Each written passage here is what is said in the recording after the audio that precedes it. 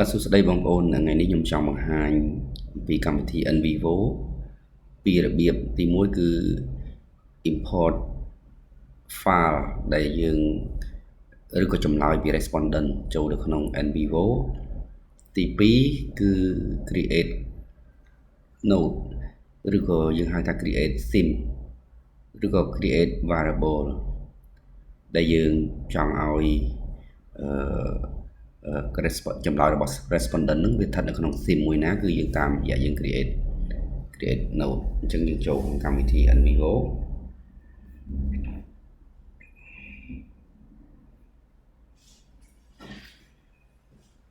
អានេះរៀងយូរតិច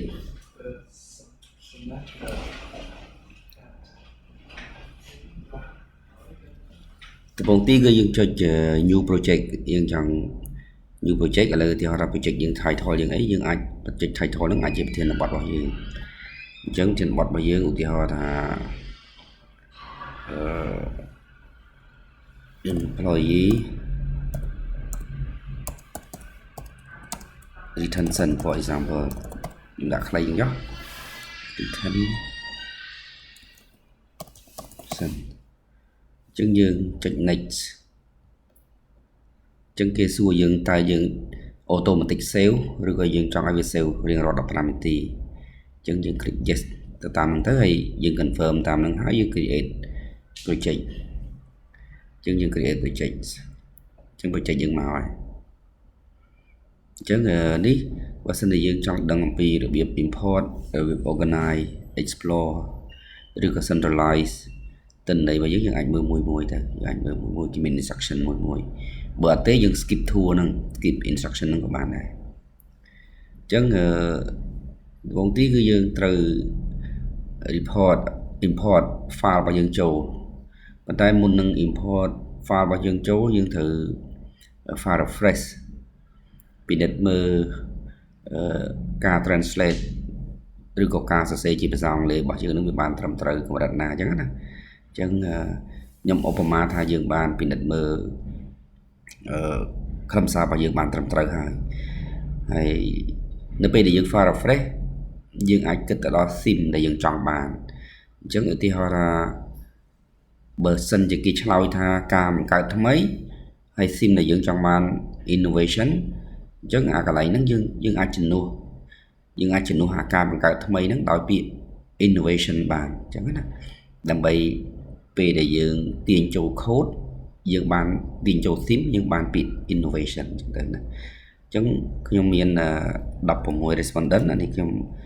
ធ្វើតែបន្តិចទេអញ្ចឹងយើង select ទាំង16 respondent ហ្នឹងទៅហើយយើងចុច open ហើយយើងចុចមានន័យថាយើង start import យើង start import អញ្ចឹងទិន្នន័យយើងចូលក្នុង project របស់យើងហ្នឹងហើយយើងមាន respondent ទាំង16ហ្នឹងវាចូលក្នុង project យើងនេះ project យើងគឺ employee retention នេះអញ្ចឹងចំណុចទី2ឥឡូវយើង import file ចូលហើយចំណុចទី2យើង create code ឬក៏យើងហៅថា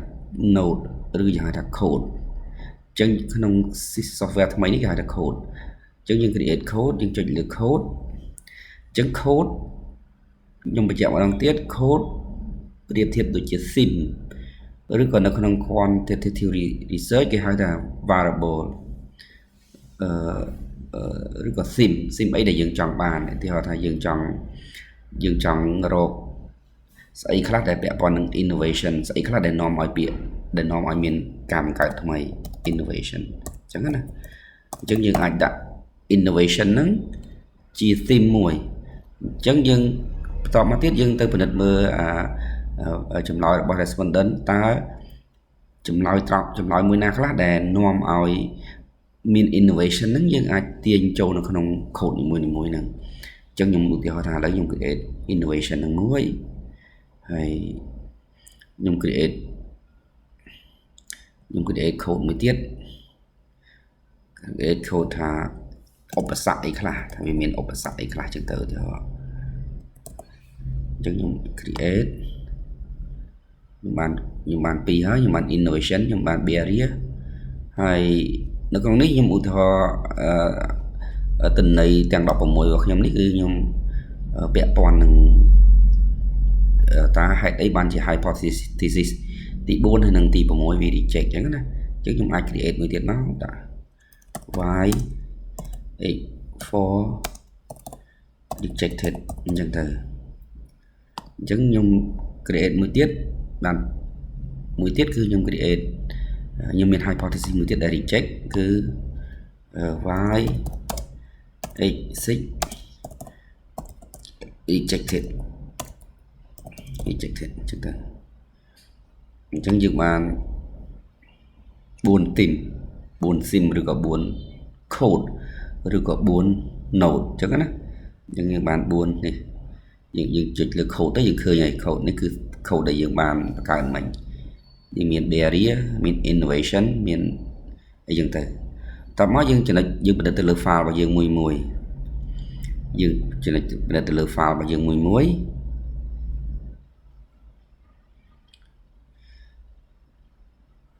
បន្ទាប់មកគឺយើងពិនិត្យទៅលើ file របស់យើងមួយអញ្ចឹងខ្ញុំឧទាហរណ៍ file ទី1របស់ខ្ញុំនេះ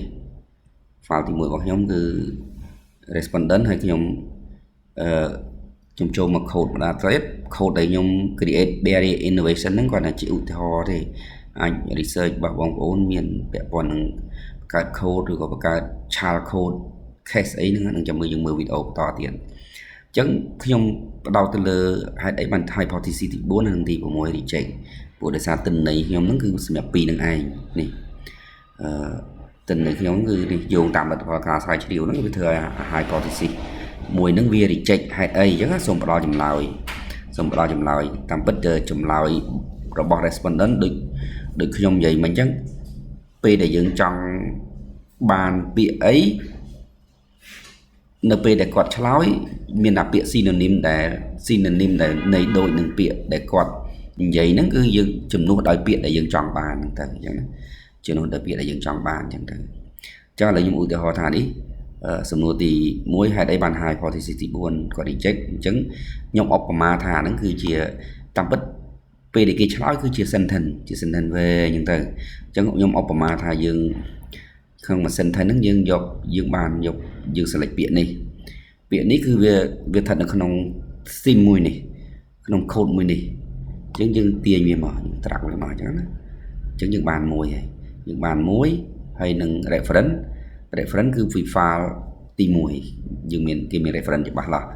តើមួយនឹងទាញមកពីណាអញ្ចឹងឧបមាទី2យើងទាញមកអញ្ចឹងខ្ញុំឧបមាថាខ្ញុំយកទាំងអស់ទៅ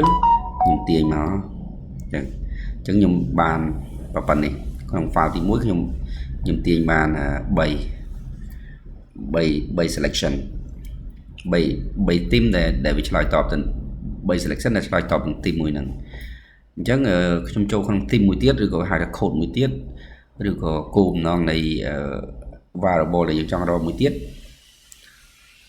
អញ្ចឹងយើងចូលហ្នឹងខ្ញុំឧបមាខ្ញុំ select ខុសខ្ញុំឧបមាថានេះចុះអញ្ចឹងខ្ញុំអស់មកអានឹងគាត់ខ្ញុំប្រាប់របៀបអស់អញ្ចឹងយើងអស់តទៅអញ្ចឹងយើងបាន2ក្នុង file ទី1អានេះទាំងអស់យើងបាន3ទិន្នន័យក្នុង file ទី1អញ្ចឹងឧទាហរណ៍ថាបើយើងចូល file មួយទៀត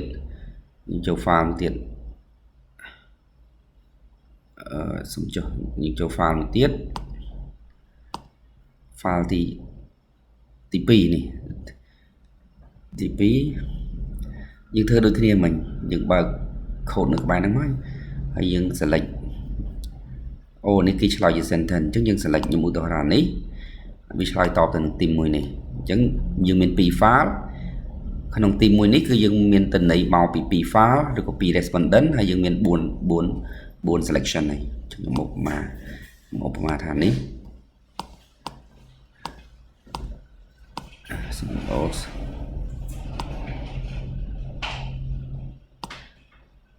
ខ្ញុំមានបញ្ហាមកណាអញ្ចឹងខ្ញុំឧបមាអញ្ចឹងចុះខ្ញុំសូមបញ្ចប់ការទាញ select key ទិន្នន័យ keyword ដើម្បីឲ្យវាចូលនៅក្នុង theme នីមួយៗក្នុង code នីមួយៗអញ្ចឹងណាបន្ទាប់មកឧទាហរណ៍ថាឥឡូវយើងចង់ដឹងនេះមូលហេតុអីបានជានាំឲ្យមាន innovation ឬក៏មូលហេតុអីបានជានាំឲ្យ hypothesis នេះវា reject អញ្ចឹងយើងអាច right click យើង query យើងចង់បានឲ្យវាបង្ហាញជាម៉េចជា word frequency ឬក៏យើងចង់ visualize វាជាម៉េចជា word cloud ឧទាហរណ៍ឲ្យវា produce ជា word cloud ឧទាហរណ៍អញ្ចឹងពេលហើយចុចទៅលើ word cloud គឺយើងចង់បានចំណុចមួយហ្នឹងតែដោយសារទិន្នន័យយើងតិចវាអត់សូវល្អមើលបានទេដោយសារយើងអស់ទិន្នន័យចូលតិចពេកហ្នឹងណាអញ្ចឹងយើងចូលនេះយើងចូល run query នេះវា run ឲ្យអញ្ចឹងហើយមួយទៀតគឺ display word frequency យើងចង់បានពាក្យប្រមាណពាក្យដែលវា most frequent អញ្ចឹងខ្ញុំឧទាហរណ៍ថាយើង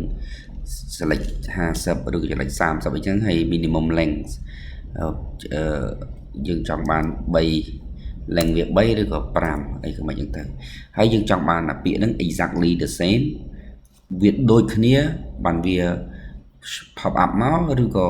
ពាក្យខ្លះវា synonym ឲ្យវាយកមកដែរអញ្ចឹងណាឬក៏មិនអញ្ចឹង synonym ឬក៏ exact match ឬក៏ generalize អីចឹងទៅមកទៅអញ្ចឹងពេលដែលយើង reset អានេះម្ដងទៀតហើយយើងចុច run query ម្សិលទៀត run query តបមកគឺយើងមានរូបភាពជា word cloud នឹងឯងគឺយើងអាច copy វាយើងអាច copy វាយកទៅដាក់ក្នុងរបាយការណ៍របស់យើងហើយនៅក្នុងហ្នឹងគឺយើងមិនត្រឹមតែបាន word cloud ទេយើងបានមានដូចជា tree map ដូចជា verb cluster analysis ហើយនឹងឬក៏ summary ដូចថាពាក្យនេះវាមាន length វា7ហើយភាគរយមានប្រមាណភាគរយអញ្ចឹងណាអញ្ចឹងវាមានបើសិនជាយើងចង់ដឹងពាក្យ pop up នីមួយៗហ្នឹងវាស្មើប្រមាណភាគរយយើងអាចចូលមើលក្នុង summary របស់វាបានហើយយើងអាច copy អា summary ហ្នឹងយកទៅក្នុងរបាយការណ៍ស្រាវជ្រាវយើងដើម្បីបញ្ជាក់បញ្យល់បន្ថែមពីរូបភាពនៃ word cloud របស់យើងសូមអរគុណយើងជួបគ្នាវីដេអូបន្តទៀតពេលដែលយើងបង្កើតឆាល code ឬក៏ឆាល note បន្ថែមទៀតបាទសូមអរគុណ